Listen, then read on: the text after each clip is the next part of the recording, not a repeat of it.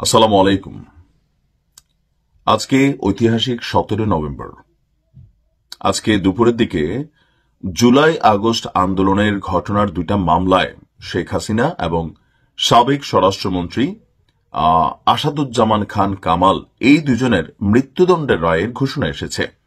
পাশাপাশি পুলিশের সাবেক আইজিপি মামুনুল হক সাহেব ওনার 5 বছরের কারাদণ্ড হয়েছে। তো আজকের ভিডিওতে আমরা একটু জানার চেষ্টা করব যে এই রায় নিয়ে আপনাদের প্রতিক্রিয়া কি, কমেন্টে লিখতে পারেন। আমি বাকি অংশে যাচ্ছি। যে দুইটা মামলায় ফাঁসির রায় হয়েছে সেই দুইটা মামলার মধ্যে একটা হচ্ছে আপনার চানখারপুলে 6 জন হত্যাকাণ্ড হয়েছিল জুলাই আগস্টের সময়, সেই ঘটনায় দায়ের করা মামলা, এমনকি আশুলিয়ায় আরেকটা মামলা। এই দুইটা মামলার রায় ঘোষণা করা হয়েছে। তো এখন পর্যন্ত শেখ হাসিনার নামে অনেক শত শত মামলা হয়েছে, আর ম্যাক্সিমাম মামলাগুলোরই প্রধান আসামি তিনি। সো এই দুইটা রায় থেকে এটা প্রতিফলিত হচ্ছে যে আগামী রায়গুলো এখানে ওনার ফাঁসি হবে, এটার মানে ফাঁসির রায় হবে আর কি। আর আইজিপি মামুনের ওনার যে 5 বছরের কারাদণ্ড হইল সেটার মেইন কারণ হচ্ছে উনি এখানে রাজসাক্ষী হয়ে গেছেন। রাজসাক্ষী হচ্ছে যে উনি আওয়ামী লীগের টিম মেম্বারে ছিলেন, এখন তিনি সবার সম্পর্কে সকল তথ্য জানিয়ে দিবেন বা সবগুলো সত্য প্রকাশ করবেন। এই শর্তে তিনি রাজসাক্ষী হলে হয় কি শাস্তি কমে যায়। শাস্তি বাস্তবায়ন কবে হবে, কিভাবে হবে, সেটা অনেকটা আকাশ কুসুম কল্পনা টাইপের বিষয়। কারণ বাংলাদেশে আপনি দেখেন যে সেই মিন্নির যে ফাঁসির রায় আমার নিউজ জগতে শুরু হয়েছিল ওইখান থেকে এখন পর্যন্ত মিন্নি আপনার জেলে আছে। আপনি অপরদিকে দেখতে পারেন যে বিএনপির সাবেক স্বরাষ্ট্রমন্ত্রী যে বাবর সাহেব, ওনারও ফাঁসির রায় হয়ে গিয়েছিল। দীর্ঘ 10-12 বছর 15 বছর তিনি জেলে ছিলেন, কিন্তু ফাঁসি কার্যকর হয় নাই। তো এরকম পারসেপশন থেকে স্পষ্ট বোঝাই যায় যে শেখ হাসিনার ফাঁসির রায় হয়েছে। প্রথমত তিনি বাংলাদেশে নাই, তিনি ভারতে আছেন।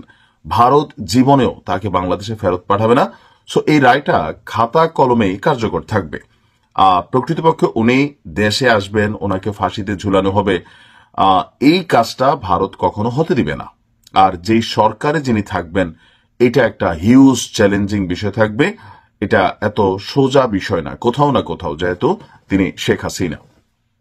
এখন এই রায়ের পর আওয়ামী লীগ, যুবলীগ, ছাত্রলীগ বা বিভিন্ন অঙ্গ সংগঠন তারা কিন্তু ব্যাপক প্রতিক্রিয়া জানিয়েছেন। একদিকে যেমন ছাত্র জনতার মধ্যে যারা এন্টি আওয়ামী লীগ, এন্টি শেখ হাসিনা আছেন তারা উচ্ছ্বাস প্রকাশ করছেন, আর অপরদিকে আওয়ামী লীগের নেতাকর্মীরা ক্ষোভ প্রকাশ করছেন। তো এই রায় শুনে আমার দেশ পত্রিকার একটা এক্সক্লুসিভ দেখছেন যে ওবায়দুল কাদের তিনি একটা বক্তব্য দিয়েছেন। তো একই বক্তব্য কিন্তু শেখ হাসিনাও দিয়েছেন। বক্তব্যটা হচ্ছে যে এই রায়গুলো পূর্ব নির্ধারিত, এমনকি এই কোর্টকে ক্যাঙ্গারো কোর্ট হিসাবেই বলা হয়েছে। যদিও এই কোর্ট সম্পর্কে এই কোর্টেই আপনার অতীতে মুক্তিযুদ্ধের যারা অপরাধী ছিলেন বা পলিটিক্যাল যারা টার্গেটেড ছিলেন কয়েকজন, তাদেরকে কিন্তু ফাঁসির রায় কার্যকর করা হয়েছে। আবার ওই রায় যখন প্রথমে দেওয়া হলো এই ফাঁসি কার্যকরের জন্য জামাত নেতাদের যাদের ফাঁসি হইল, গণজাগরণ মঞ্চ গড়ে উঠেছিল, নিশ্চয় আপনাদের খেয়াল আছে। সেই গণজাগরণ মঞ্চে 2-3 জন ব্যক্তি যারা জামাত নেতাদের ফাঁসিতে ঝুলানোর পিছনে সবচেয়ে বেশি ভূমিকা রেখেছেন। এর মধ্যে হচ্ছে ডাক্তার ইমরান সরকার এবং আজকের দিনে জামাতের যিনি গুরু ডাক্তার পিনাকি ভট্টাচার্য। যদিও আজকে আবার তিনি ভিন্ন জায়গায় অবস্থান করছেন, তিনি তার কৃতকর্মের জন্য ক্ষমাও চেয়েছেন। এখন মোট বিষয়টা হচ্ছে যে এই রায়টাকে আওয়ামী লীগ এবং শেখ হাসিনা বা তাদের অঙ্গ সংগঠনের নেতাকর্মীরা মনে করছেন যে এটা আসলে এই ইউনূস সরকারেরই একটা চাল। যদিও সিদ্ধান্তর আদালত থেকে আসছে, আন্তর্জাতিক অপরাধ ট্রাইব্যুনাল থেকে আসছে, তো তাহলে এটা কিভাবে সরকারের চাল হয়? তো এখানে অনেকগুলা পুরোনো জিনিস উঠে আসছে, যেমন স্কাইপ কেলেঙ্কারি, নিশ্চয় আপনাদের খেয়াল আছে। আমার দেশ পত্রিকা আওয়ামী লীগের সময় এই একটা ফোন কল প্রকাশ করেছিল যে কিভাবে রায়গুলোকে পূর্ণভাবে আগেই একদম সর্বোচ্চ পর্যায়ে থেকে বলা হইতো যে এইভাবে এভাবে হবে, কিন্তু দৃশ্যত এখানে আইনজীবী থাকবে, বিচারক ওইটাই করবেন যেটা সিস্টেম চায়। খেয়াল আছে তো, যেটা নিয়ে মাহমুদ সাহেবের উপর দিয়ে দুনিয়াটা গেছিল। তো এরকম একটা ভিডিও কিন্তু এই রিসেন্টলি আওয়ামী লীগ সরকারের এই সরকারের মধ্যেও যিনি রাষ্ট্র কর্তৃক নিযুক্ত শেখ হাসিনার আইনজীবী আছেন, ওনার এবং একটা ট্রায়াল রুমের সম্ভবত কনভারসেশন প্রকাশ হয়েছিল। সেখানেও আমরা দেখেছি যে আসলে কিভাবে এখানে কথাবার্তা বলা হচ্ছিল। এখন এই ভিডিওটা কি এআই নাকি সত্য সেটাকে আল্লাহ ভালো জানে, আর যারা প্রযুক্তিবিদ তারা ভালো জানবেন।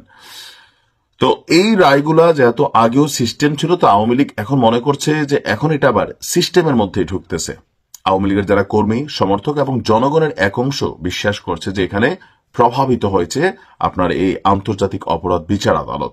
বাট আন্তর্জাতিক অপরাধ বিচার আদালত থেকে বলা হয়েছে যে এটা একটা পূর্ণাঙ্গভাবে রায় প্রকাশ করেছে 453 পৃষ্ঠা, মানে অ্যানালাইসিস করে বিশাল একটা সময় ব্যয় করে এই রায় দেওয়া হয়েছে। তবে আওয়ামী লীগ এই রায়কে প্রত্যাখ্যান করেছে। এমনকি তারা বলছে যে এই রায় কখনো কোনো সরকার বাস্তবায়ন করতে পারবে না, কারণ এটা একটা পূর্ব পরিকল্পিত নীল নকশা আওয়ামী লীগকে শেষ করে দেওয়ার জন্য অথবা শেখ হাসিনাকে শেষ করে দেওয়ার জন্যই এই রায় দেওয়া হয়েছে। এখন কার্যকরের বিষয়টা, যে শেখ হাসিনা যেটা বলছিলেন বা আওয়ামী লীগের নেতাকর্মীরা যেটা বলছিল যে এটা নিয়ে স্বপ্ন দেখতে থাকো, বাস্তবে এগুলো হবে না। মেইন কারণ হচ্ছে সজীব ওয়াজেদ জয়ও কিন্তু কথাটা বলছেন যে আমার মা ভারতে আছে, তোমরা রায় দিলে কি আর না দিলে কি। আর হচ্ছে কি আবার কেউ কেউ এটা নিয়ে ডক্টর ইউনূসের বিপরীতে যুদ্ধ ঘোষণা করে বসেছেন। আপনারা দেখছেন নিশ্চয়ই যে বিভিন্নভাবে গ্রামীণ ব্যাংক এবং সংশ্লিষ্ট প্রতিষ্ঠানগুলোকে 32 যেমন বুলডোজার দিয়ে বারবার গুড়িয়ে দেওয়া হচ্ছে বা নিয়ে আসার চেষ্টা চলছে, গ্রামীণ ব্যাংকও বুলডোজার দিয়ে গুড়াই দিবে। এখন রায় কি ডক্টর ইউনূস দিছে নাকি আদালত দিছে? আদালত দিছে, কিন্তু ওনার উপর রাগ কেন? আওয়ামী লীগের কর্মী সমর্থকরা মনে করছে যে এগুলার পিছনে উনি সবচেয়ে বড় ভূমিকা রাখছেন। আর জামাতের যেই কি বলে যে উচ্ছ্বাস উল্লাস, সেটার মেইন কারণ হচ্ছে ওই যে তাদের যারা নেতারা তাদেরকে যুদ্ধ অপরাধের দায়ে যে ফাঁসি দেওয়া হয়েছে, সেই ফাঁসির রায়টাও বলা হয়েছিল যে সেটাও একটা প্রভাবিত রায়। এরকম সবকিছু মিলিয়ে আপনার একটা প্রতিক্রিয়া চলছে। আর এর মাঝখানে আমরা দেখলাম যে ধানমন্ডি 32-এও আজকে আপনার বুলডোজার পাঠিয়েছিলেন পিনাকি এবং তার যারা সমর্থকরা আছেন সেখানে গেছেন। তো আমি আজকে দেখলাম যে পুলিশ, বিশেষ করে ডিসি মাসুদ সাহেব, তিনি যথেষ্ট বিচক্ষণ একজন ব্যক্তিত্ব। এমনকি আমরা আমাদের সেনাবাহিনীর কিছু বক্তব্য শুনছিলাম। তো সেখানে জনগণের মধ্যে, জনগণ বলতে যারা এন্টি আওয়ামী লীগ জনগণ বা এন্টি শেখ হাসিনা জনগণ, তারা সেখানে গিয়েছিল 32-কে আরেকবার ভাঙার জন্য। থাকে না যে আপনার এখন এই 32-এ যাওয়া মানে একটা বিষয়। তবে আজকে পুলিশ এবং সেনাবাহিনী যথেষ্ট পেশাদারিত্বের, ধৈর্যের, সংযমের পরিচয় দিয়েছে। একটা পর্যায়ে তারা লাঠিচার্জ বা সাউন্ড গ্রেনেড নিক্ষেপ করতে বাধ্য হয়েছে, কারণ যারা এখানে গিয়েছিলেন অনেকেই একটু সহিংস মেন্টালিটিতে ঢুকতে চাচ্ছিলেন। পুলিশের এবং সেনাবাহিনীর সাথেও তারা ইটপাটকেল নিক্ষেপ করতেছিলেন। তো স্বাভাবিক প্রটেস্টের জায়গা থেকে পুলিশ এবং সেনাবাহিনী ধৈর্যের সাথে বিষয়গুলা মোকাবেলা করেছেন। আর এছাড়া সারা বাংলাদেশের বিভিন্ন জায়গায় আমরা দেখছি যে আপনার প্রতিবাদ, প্রতিরোধ আওয়ামী লীগের পক্ষ থেকে, এমনকি নতুন কর্মসূচিগুলো অনেকে অনলাইনে ঘোষণা করছেন।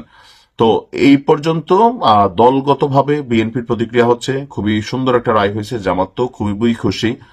আর অন্যান্য দলগুলোর মধ্যে আসলে ওই রকম বিবৃতি আসে নাই। আর আন্তর্জাতিক মহলে এটার প্রতিক্রিয়া কি হয়েছে পরের ভিডিওতে জানাচ্ছি। ভালো থাকুন।